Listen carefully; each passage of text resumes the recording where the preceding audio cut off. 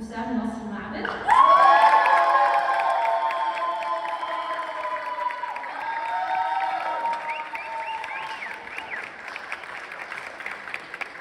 Hussam is from Mansoura, Egypt, and is a 2021 graduate from Harvard College, where he concentrated in computer science with a secondary in government, and is now working as a software engineer at Microsoft. Welcome.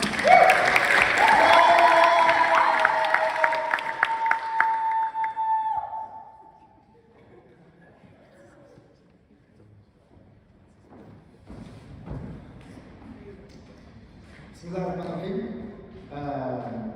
في البداية أود الاعتذار من الذين سمعوا هذا الخطاب من قبل في حفل يوم الثلاثاء. فأنا للأسف لم أقم بكتابة خطابين في أسبوع واحد. ولكن الأخبار السعيدة أني قمت بإضفاء بعض التعديلات على الخطاب الأصلي. فمثلا قال البعض أن الخطاب بالمرة الماضية ربما كان طويلا بعض الشيء. ويسعدني إيضاحكم أني بالفعل قد استمعت إليكم وقد شعرت الخطابة أكثر طولا. يبدو أنني قضية مسيرتي الجامعية هنا لم أستطع فهم السؤال. وقبل بداية الحديث أود أن أوجه رسالة شكر لأمي ولأبي وجميع الأمهات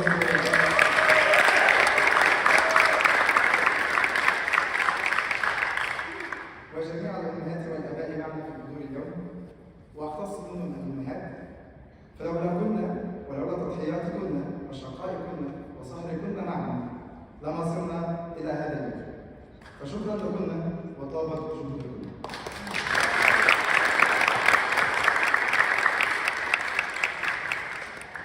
وأود أيضا أن أوجه اعتذارا للأمهات والآباء نيابة عن كثير من زملائي وزميلاتي، فلقد خذلنا، فنحن لم نتخصص في مجالاتنا. وأخيرا أود أن أتوجه برسالة لأبي. هنا بقى وليمات المنصورة على الهاتف سيد جامعة المنصورة. على أي حال، السيدات والسادة الحضور، الزملاء والزميلات الكرام، الأهالي والأصدقاء والأحباء، هنيئا لكم هناء حارا مميزا مباركا استثنائيا. فاليوم يوم استثنائي نجتمع فيه لكي نكرم ونحتفل بدفعتين دفعة واحدة. فلقد منعتنا أحداث العامين الماضيين من إعطاء دفعتي 2020 و2021 حقهم وتجديد مسيرتهما الجامعية باحتفال نليق به. لقد عاصرنا على مدار العامين الماضيين أحداثا عالمية تكفي جيل بأكمله، من جائحة عالمية واضطراب في السياسة الأمريكية والعالمية وصعوة غير مسبوقة للقضية الفلسطينية بالأخص في الرأي العام الحكومي. وهنا أود أن أتوقف قليلا لكي أثني على لجنة التضامن مع فلسطين البالستاين سوليداريتي كوميتي، والتي تشرفت بالانتماء إليها على جهودها على مدار الأعوام الماضية في تغيير خطاب القضية هنا في حرب جمال.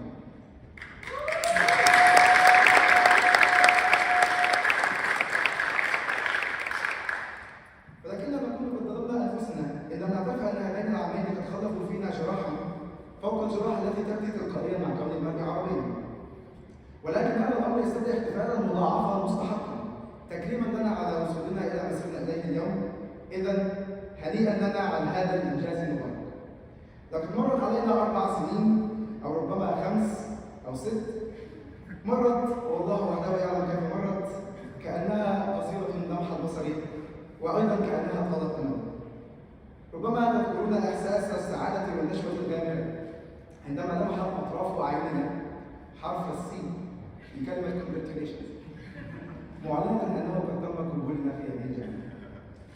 ربما صرختم حتى اندحت أصواتكم، ربما غمرت الدموع أعينكم، أو ربما كنتم مثلي صرتم تركضون ركضا في أنحاء منزلكم حتى صار أباكم يصرخ أن الجيران سيقولون أنه هناك قوم طليق في المنزل. انظروا أين صرنا الآن. كما قال المطرب أحمد سعد في مهرجان الملوك: شوف شوف شوف كنا فين وبقينا بقى.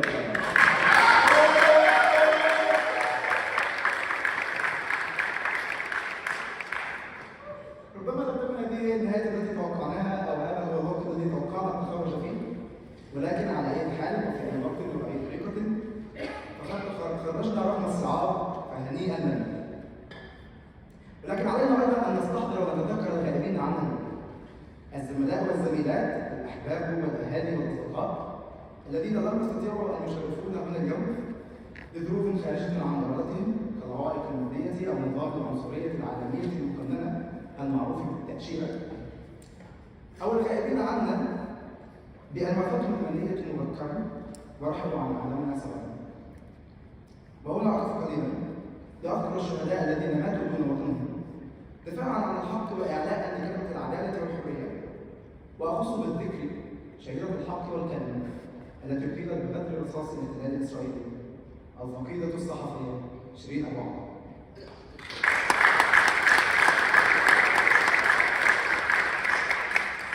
نسأل الله أن يتغمدها برحمته وأن يكتب لنا الثأر منه. وعلى ذكر الاحتلال الإسرائيلي، دعونا نتحدث قليلا عن جرائم الكراهية مثل قطعة البطاطا الجافة غير المتبلة التي ترتبها هارفارد حالات شكل. هذه هي جريمة الكراهية الحقيقية. ولكن دعوني بالفعل أتحدث قليلا عن قضايا الحق والعدالة وكيفية الدفاع عنها. فلعل كثير منكم مثلي عندما رأيت خبر استشهاد الشهيد شعرت بخليط من الغضب والحزن والثورة ممزوج ببعض من اليأس والقلق. فكيف يمكنني أنا أو أي فرد بعينه أن نقف أمام هذا النظام العنصري المتين؟ كيف يمكننا أن ندافع عن القضية الفلسطينية أو عن أي من قضايا الحق والحرية والعدالة؟ إن ذلك في رأيي من أصعب وأهم الأسئلة التي يسألها المرء نفسه، مثل كيف أبدأ الخط؟ وهل يوجد إله؟ وهل قرعة السكن في هارفارد حقا عشوائية؟ ولماذا ينتهي العشاء الساعة 7؟ كلها أسئلة وجودية قد لا نجد لها إجابة نهائية، وأنا أيضا لا أدعي امتلاك الإجابة، ولكن دعوني أسلط الضوء على سلاح مهم في مدخلنا ربما لا يمكن القدر الكافي من الاهتمام، ألا وهو نعم إنه قال المصري مصطفى كامل: لو لم أكن مصريا لولدت أن أكون مصريا. هكذا تعلمت في المدرسة كأي طفل مصري ناعم الرفض، وأيضا كأي طفل مصري روش جدا كنت أواجه تلك الكلمات ببعض من الشك وكثير من السخرية.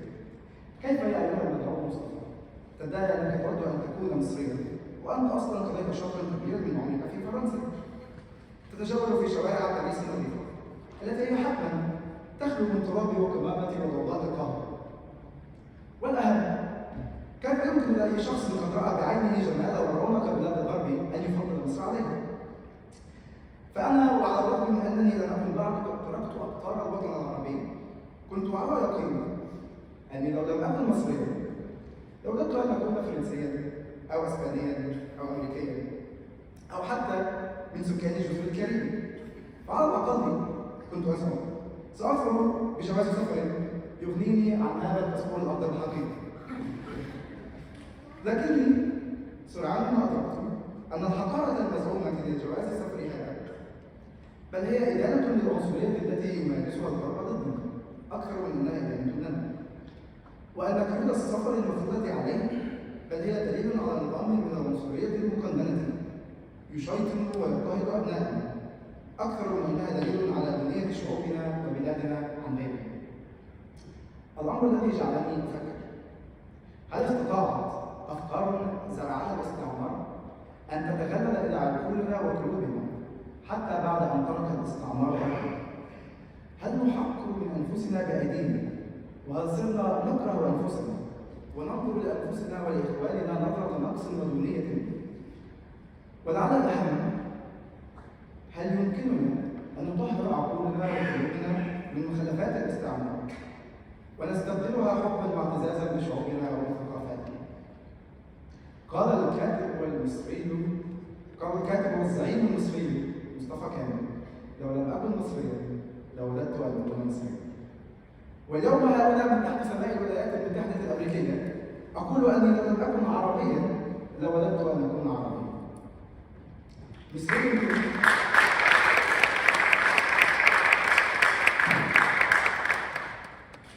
كنت أتغنى بأم كلثوم وعبد الحليم حافظ أو المهرجانات الشعبية السبعية، أمشي في ضواحي القاهرة وعلى ضفاف النيل عابرا كوبري قصر النيل متذكرا الثورة التي مرت من هناك، أما الغربيون متجول في شوارع الأزقة الكأس والدار البيضاء التاريخية محتسن الشاي المغربي في تلال شفشاون الزرقاء لوددت أن أكون عربيا.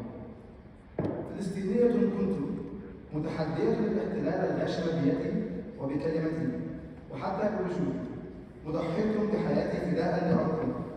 أم سودانية رافعت رأسي وإصبعي شامخين ملهمة شعبا كاملا بثورة أشعلت ضمير الأمل في أرجاء الوطن لوددت أن أكون عربيا. يمني كنت متجولا في أزقة صنعاء القديمة أو موريتاني مصورا أشعارا تطرب الآذان لوددت أن أكون عربيا. من القاهرة إلى بغداد إلى بيروت إلى الدار البيضاء إلى مقديشو إلى المنامة إلى الخرطوم بأشكالنا وألواننا وعقائدنا ولهجاتنا المتعددة من المحيط إلى الخليج لوددت أن أكون عربيا.